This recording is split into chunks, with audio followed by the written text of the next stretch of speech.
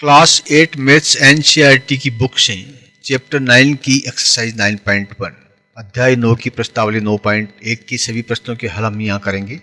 इन प्रश्नों में figures on the same base and between the same parallels, एक ही आधार पर और एक ही समांतर रेखाओं के बीच की आकृतियों को कैसे पहचानते हैं, इसके संबंध में प्रश्न दिए गए हैं। एक एक को हल करते जाएंगे और समझते जाएंगे। देखिए पहला प्रश्न इसमें क्या है, which of the following figures lie on the same base and between the same parallels. ये कुछ आकृतियां दी गई है, इन आकृतियों में से कौन कौन से आकृतियां ऐसी है, कौन कौन से फिगर्स ऐसे हैं जो एक ही आधार, एक ही बेस और एक ही पैरेलल यानी एक ही समांतर रेखाओं के बीच में स्थित हैं।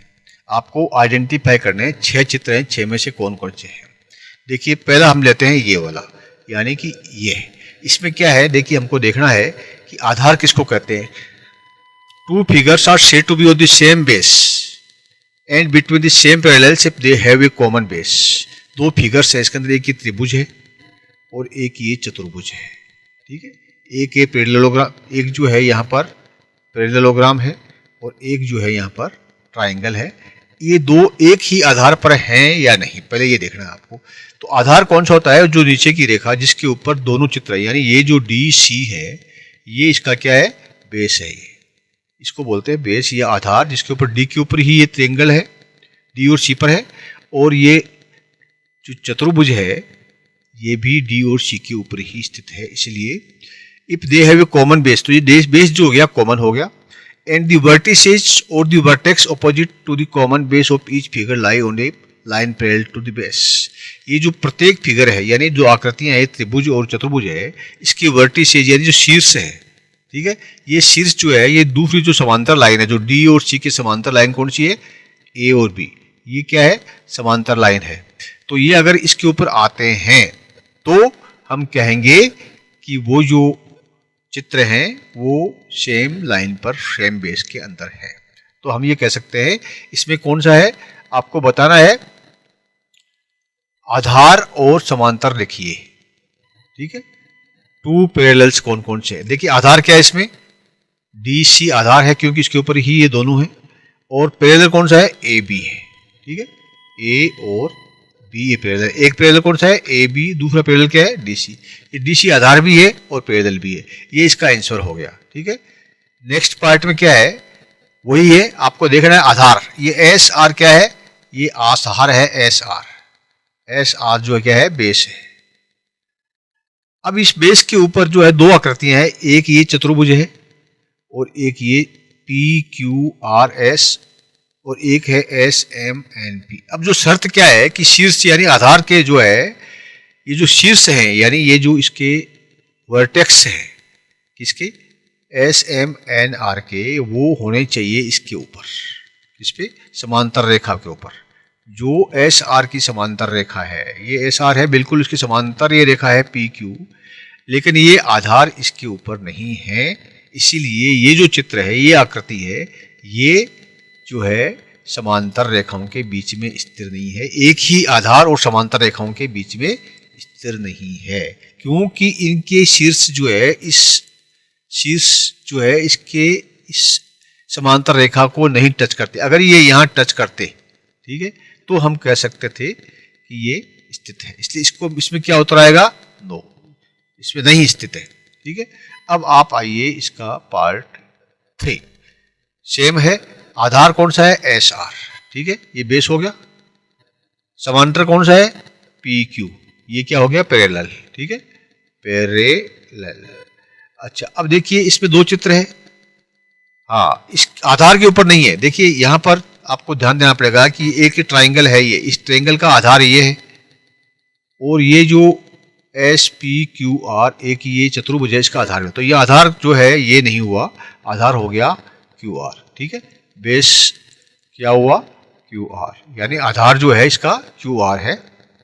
इसका वर्टेसेज यानी इसका शीर्ष जो है, इस त्रिभुज का शीर्ष जो है ये एस पी समांतर रेखा है जो कि क्यू आर के समांतर है, पैरेलल है, उसके ऊपर स्थित है। और ये जो चतुर्भुज है इसके शीर्ष जो है दोनों, ये भी इस रेखा पर स्थित है। इसलिए हम कह सकते हैं कि हाँ ये है, इसका आधार जो है ये क्यू आर है। और उसके पैरेलल कौन से हैं, पैरेलल है क्यू आर और SP, ये इसके समांतर रेखाएं हैं। ठीक है, उभयनिष्ठ आधार कौन सा है? QR, और समांतर कौन से हैं? QR और SP।